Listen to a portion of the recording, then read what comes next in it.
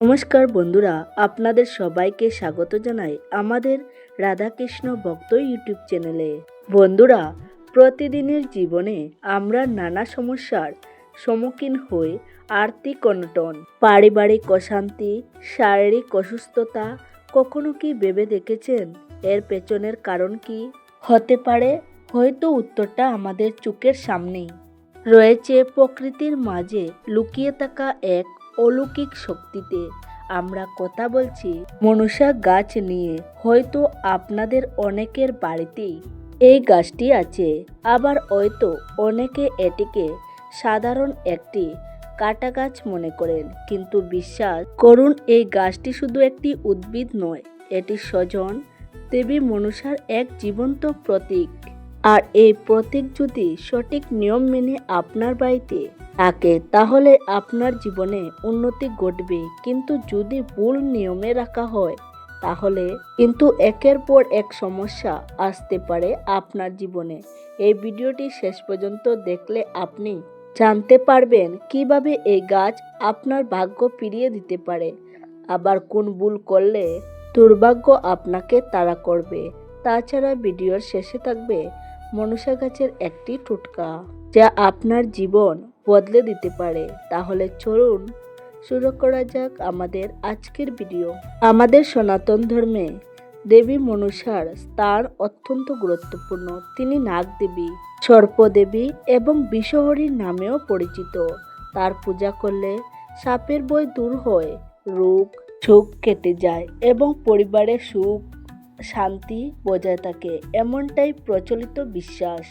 এই মনসা গাছ, যা আসলে এক প্রকার কাঁটাযুক্ত ক্যাকটাস, তাকে দেবী মনসার সাক্ষাৎ প্রতীক রূপে গণ্য করা হয়। এই গাছ সঠিক নিয়মে বাড়িতে স্থাপন করলে এটি আপনার পরিবারে ইতিবাচক শক্তি আকর্ষণ করে। এর কাঁটাগুলি শক্তি বা বিপদ থেকে রক্ষা করে। এর উপস্থিতি আপনার গড়ে এক পবিত্র আবহাওয়া তৈরি করে, যা মানসিক শান্তি আনে এবং ইতিবাচক চিন্তাভাবনাকে উৎসাহিত করে। এখন আসা যাক সবচেয়ে গুরুত্বপূর্ণ অংশে, মনসা গাছকে বাড়িতে কিভাবে সঠিক নিয়মে স্থাপন করবেন, যাতে আপনি দেবীর পূর্ণ আশীর্বাদ লাভ করতে পারেন।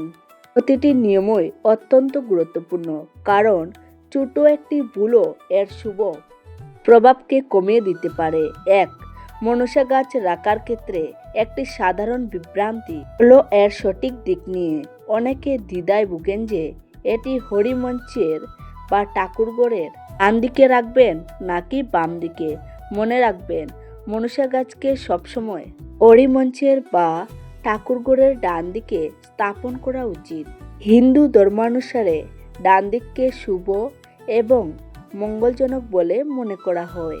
এটি ইতিবাচক শক্তি এবং দেবীর আশীর্বাদ আকর্ষণে সাহায্য করে। 2, গাছটিকে এমন একটি জায়গায় রাখুন যা পরিষ্কার পরিচ্ছন্ন, শান্ত এবং যেখানে পর্যাপ্ত সূর্যালোক আসে। নোংরা বা আবর্জনাযুক্ত স্থানে গাছ রাখলে শুভ প্রভাব কমে যেতে পারে এবং এটি নেতিবাচক শক্তি আকর্ষণ করতে পারে। ঠাকুরঘরের পাশে বা বাড়ির পূর্ব দিকেও এটি স্থাপন করা যেতে পারে, কারণ পূর্ব দিককে সূর্যদেবের দিক এবং নতুন শুরুর প্রতীক মনে করা হয়। 4, মনসা গাছের গোড়ায় কাঁচা দুধ নিবেদন করলে দেবী অত্যন্ত প্রসন্ন হন, কারণ সাপেরা দুধ পছন্দ করে এবং দেবী মনসা সাপের দেবী। আপনার যদি কোনো বিশেষ ইচ্ছা পূরণ করতে চান, তাহলে প্রতি বুধবার অথবা আপনার সুবিধামতো যে কোনো শুভ দিনে স্নান ছেড়ে পরিষ্কার বস্ত্র পরে অল্প পরিমাণে কাঁচা দুধ গাছের গোড়ায় নিবেদন করুন এবং মাকে আপনার মনের কথা বলুন। বিশ্বাস করা হয় এতে মনসা দেবী আপনার মনের ইচ্ছা পূরণ করেন। আজ মনসা গাছের কাণ্ডে বা পাতায় সিঁদুরের টিকা দিলেও দেবী মনসার কৃপা বহুগুণ বৃদ্ধি পায়। পূজার সময় বা যে কোনো শুভ মুহূর্তে, বিশেষ করে প্রতি বুধবার, আপনি এই কাজটি করতে পারেন। এতে করে মনসা দেবীর আশীর্বাদ সবসময় আপনার সাথে থাকে। বন্ধুরা, এখন আসুন জেনে নিই কোন ভুলগুলি আপনার জন্য সমস্যা ডেকে আনতে পারে। ভুল দিকে স্থাপন। মনসা গাছ রাখার সবচেয়ে ভালো দিক হলো উত্তর বা পূর্ব দিক। মনসা গাছ বাড়ির বাইরে, উঠোনে, অরিমঞ্চের পাশে বা ঠাকুরঘরে রাখা উচিত। ভুল করেও বাড়ির ভেতরে যেখানে সেখানে মনসা গাছ রাখবেন না। এর ফলে পারিবারিক কলহ বাড়তে পারে, সম্পর্কের অবনতি হতে পারে, এমনকি আর্থিক সমস্যাও দেখা দিতে পারে। তাই দিক নির্বাচনের ক্ষেত্রে অত্যন্ত সতর্ক থাকুন। 2. অতিরিক্ত জল। মনসা গাছ যেমনটা আমরা জানি একটি কাঁটাযুক্ত ক্যাকটাস প্রজাতির গাছ, এর খুব বেশি জলের প্রয়োজন হয় না, বরং অতিরিক্ত জল দিলে গাছ মরে যেতে পারে, যা অত্যন্ত অশুভ বলে মনে করা হয়। এটি আপনার জীবনে দুর্ভাগ্য ডেকে আনতে পারে। 3. গাছের যত্ন না নিলে, এটিকে অবহেলা করলে বা এর চারপাশ অপরিষ্কার রাখলে দেবীর কৃপা থেকে আপনি বঞ্চিত হতে পারেন। একটি অপরিষ্কার বা অযত্নে রাখা গাছ নেতিবাচক শক্তিকে আমন্ত্রণ জানায়, যা আপনার ঘরের সুখ শান্তি নষ্ট করতে পারে। মনসা গাছের চারপাশে অন্যান্য গাছপালা থাকলে সেগুলি যেন মনসা গাছকে ডেকে না দেয়, সেদিকে খেয়াল রাখতে হবে। 4. বিশ্বাস করা হয় মনসা গাছ নিজের হাতে লাগানো উচিত নয়। এটি অন্য কারো দ্বারা রোপণ করালে বেশি শুভ ফল দেয়। যদি সম্ভব হয় অন্য কাউকে দিয়ে লাগিয়ে নিন।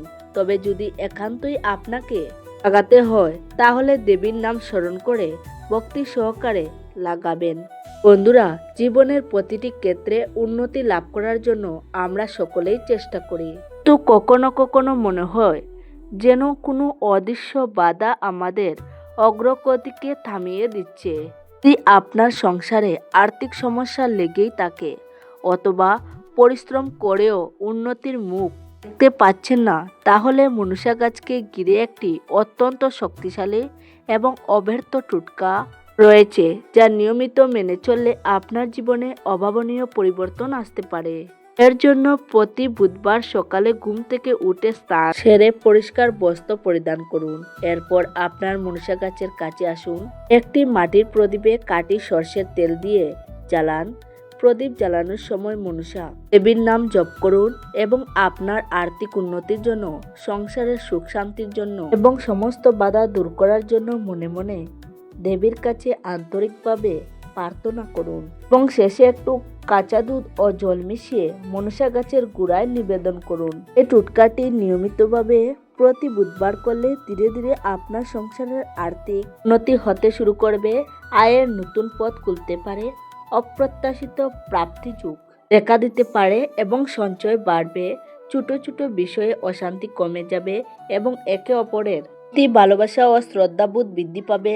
তাহলে বন্ধুরা, আমরা আজ মনসা গাছের এক অলৌকিক মাহাত্ম্য নিয়ে আলোচনা করলাম। মা মনসা আপনার সব বিপদ দূর করুন, আপনার পরিবারের উপর তার অপার আশীর্বাদ বর্ষিত হোক, এই কামনা করি। আমাদের আজকের ভিডিও এই পর্যন্ত। ভিডিওটি যদি দেখে ভালো লাগে তাহলে একটি লাইক করবেন আর আপনজনদের সাথে শেয়ার করতে ভুলবেন না। সবাই ভালো থাকুন, সুস্থ থাকুন। নমস্কার, ধন্যবাদ। দেখা হবে পরবর্তী ভিডিওতে।